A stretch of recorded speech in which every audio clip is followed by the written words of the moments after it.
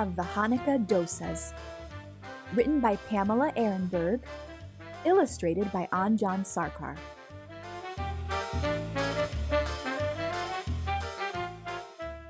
It wasn't that I didn't want my little sister, Sadie, to help us make dosas for Hanukkah.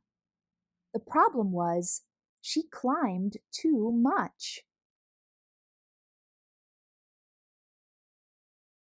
I explained this to my mom on Thursday. I explained this to my dad on Friday. I explained this to my amma on Saturday.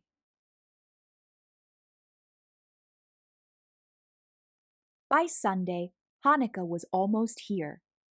When my family picked me up from Hebrew school, my mom smiled the whole way to Little India Market. I'm pretty sure I've never seen anyone from Hebrew school at the Indian market. And I'm almost positive I've never seen anyone from the market dropping off kids at Hebrew school. But I'm absolutely 100% confident I've never seen anyone from either place climb as much as Sadie does. Couldn't she have stayed home? I asked, but nobody answered. We scooped up 3 kinds of dal from the bulk food bins. I had just placed a sack of rice in our cart when I heard Sadie yell, "Up, up!" I turned around in time to see her climb up a pyramid of coconut milk. Cans rolled everywhere. "Come down, Sadie," said Amma. But Sadie didn't move. The little kids at Hebrew school had been practicing the dreidel song, and I guess the tune was stuck in my head.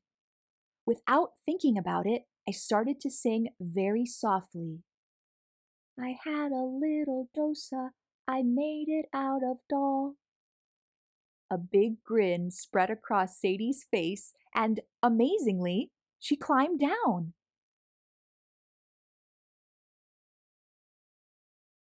At home, the dal and the rice had to soak for a long time. Sadie insisted on wearing her dreidel costume while she wrapped Hanukkah gifts and strung paper dreidels in the windows. Making Indian food that my mom ate as a kid for a Jewish holiday that my dad grew up with, that was a lucky combination. But what felt even luckier was that the house was still standing after a whole afternoon with Sadie.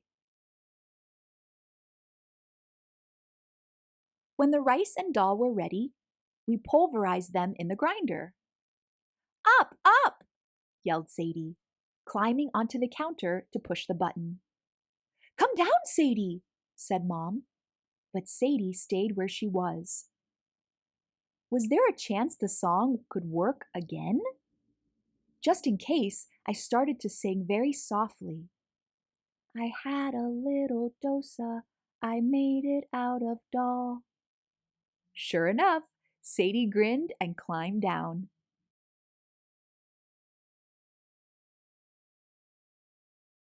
Finally, I added just a little salt. "Up, up!" yelled Sadie, climbing onto the bench and knocking the salt out of my hands.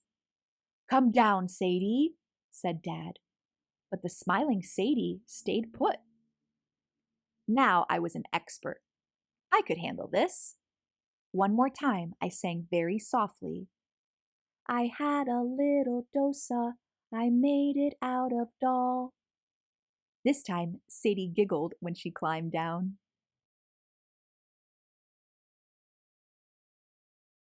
Monday afternoon, we all rushed home from school and work. It was time to make the dosas. Just like the Maccabees, my mom rubbed oil in a pan called a tawa, where we cook the dosas. When my mom lit the stove, the flame burned as brightly as I imagined the temple light burning all those years ago. The dosas sizzled in the coconut oil, and our whole house smelled like Hanukkah. Amma turned off the stove, put the last batch of dosas in the still warm oven, and went upstairs for a nap.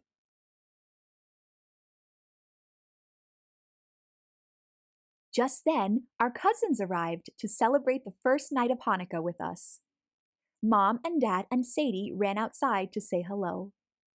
I followed them outside and almost didn't notice when the door clicked shut behind me.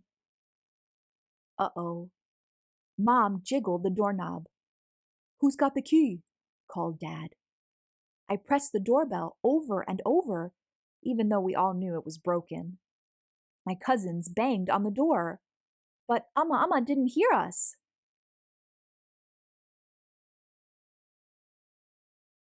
"Up, up!" yelled Sadie. We ignored her and stared at the doorknob. I imagined the bowls of sambar on the dining room table, ready for us to dip our dosas into. I could even smell the dosas through the kitchen window, which Amma had opened to let out the heat. "Up, up!"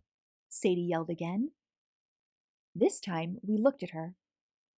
I was too big to fit through the window, but without her dreidel costume, Sadie had a chance.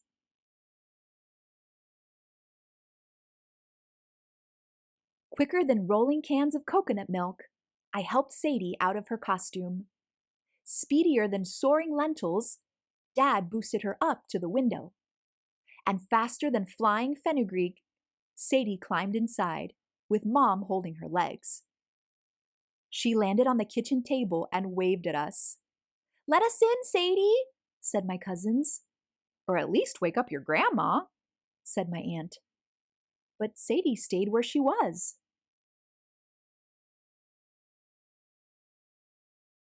Would my trick work with an audience this big? I was ready to try. I started the song. "I had a little dosa, I made it out of doll." But this time, Sadie didn't climb down. Instead, she grinned and clapped her hands and kept looking at me, waiting for more.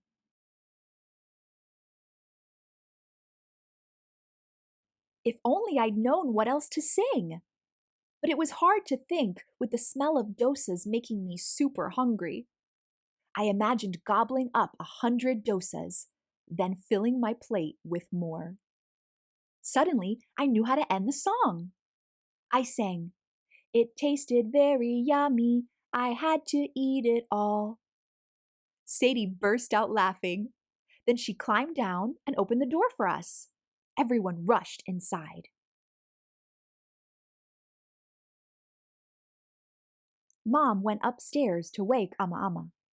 My aunt took the dosas out of the oven, while my cousins and I put candles in the Hanukkah menorah. "Up, up!"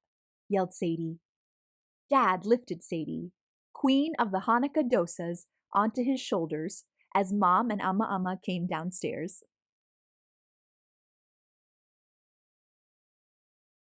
"It's a good thing she's such a great climber," I said. I always knew her climbing would come in handy. Mom's eyes shone as brightly as the candles.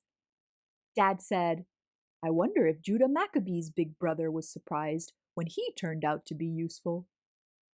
I grinned as I piled dosas on my plate, filled a cup with mango lassi, and ran to join my cousins. The end. Can you make a text to self connection? Does Sadie remind you of anyone in your life?